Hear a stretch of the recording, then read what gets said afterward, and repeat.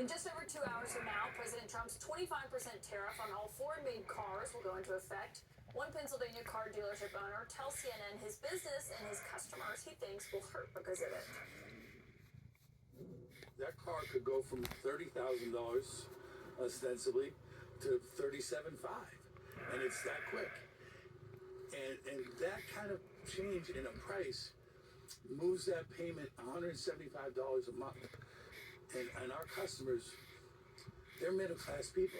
They just can't afford that kind of bump. That $86,000 car becomes a $103,000 car overnight, and that customer, he's going to turn to me. I'm most likely going to eat that. That's a $20,000 hit that I'm going to take. I can't do that. My source tonight has experience running and owning car dealerships in neighboring Ohio. Republican Senator Bernie Moreno is here. And Senator, it's great to have you. You know what that's like, and to be in that position. What would you say to the consumer who's watching that, who's worried that they're going to have to pay more for their car tonight? Well, actually, March had a record car sales in the month of March. Sales are booming. I think there's a lot of inventory, probably 60, 90 days worth of inventory. So if somebody's really concerned, they can go buy a car today at dealer inventory and not have to worry about the tariff at all. But ultimately, what we're looking to do is very simple. We need cars made here in America that are sold here in America. Made here in America that are sold here in America. It's extremely important that happens to rebuild our middle class, rebuild our industrial sector, rebuild cities like the ones I represent in Ohio. And of course, eventually you need customers. And if we keep cutting out our middle class, who are we going to sell these cars to? Henry Ford taught us that. Pay your workers well, and they can buy the very products that they make. One question, if there is, inventory at these dealerships, because certainly they have been stocking up in anticipation of this, especially with the 1 month delay that President Trump gave them. What happens? How quickly can this turn around for production inside the United States? Because obviously a lot of the cars, even ones made here, have parts that come from other places. Well, remember, the cars that are made final assembly in the U.S.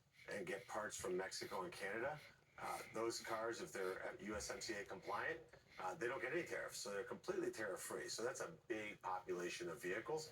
The only ones that are mostly hurt are the cars that are made overseas exclusively and are shipped into the United States. The ultra-luxury cars, I think the Democrats should rally around this tariff, because let's face it, if you're tariffing a guy who buys a Bugatti for $4 million, it's a tax on the very, very wealthy. You'd think Chuck Schumer should be applauding that, right? What about a Mercedes dealership in Tuscaloosa, Alabama, though? Yeah, well, Mercedes makes a lot of cars in Alabama, a huge chunk of them. Actually exports some, by the way. And I think those cars will only have tariffs as much as the engines, transmissions, and electronics that come from Europe. If the other parts come from the U.S. or Mexico or Canada, there's no tariff.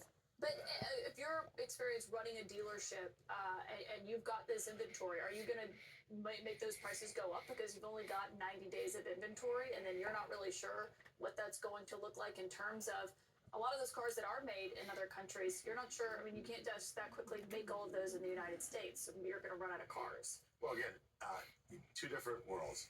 The luxury car world, somebody's buying that $200,000 car, that $500,000 car. There's a lot of price elasticity. The person who's buying a $500,000 car, if it's a little bit more expensive, they don't care. And like I said, it's an ultimate tax on rich people.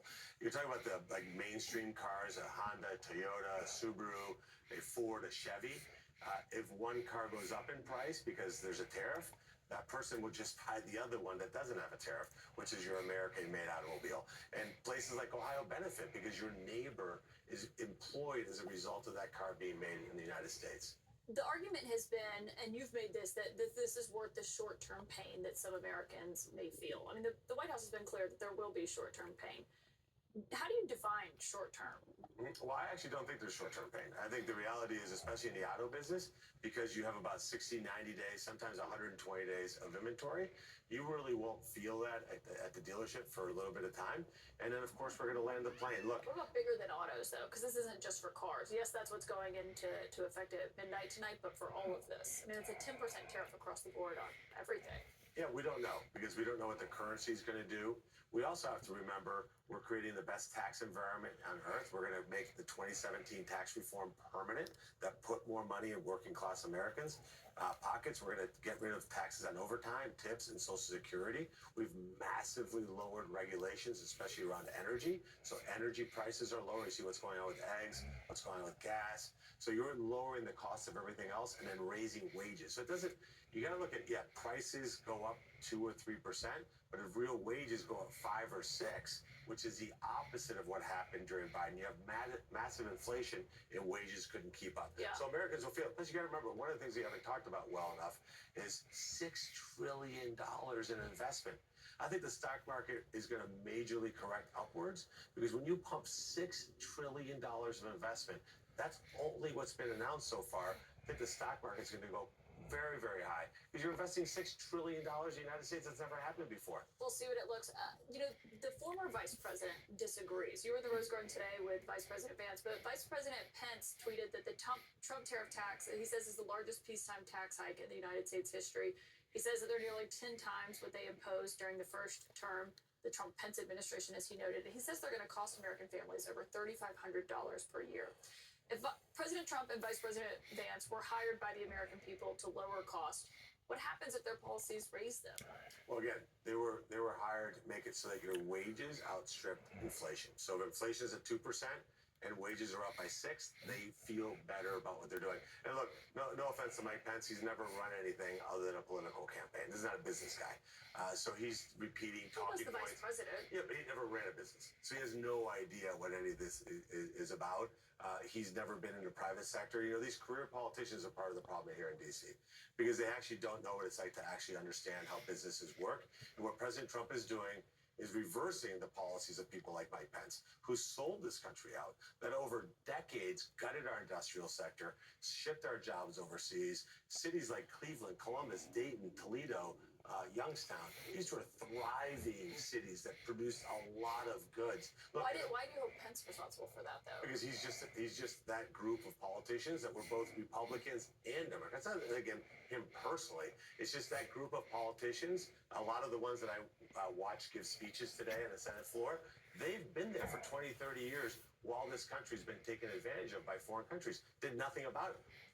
Senator Bernie Moreno, thank you for joining us tonight. Thank you. Appreciate your time. Up next.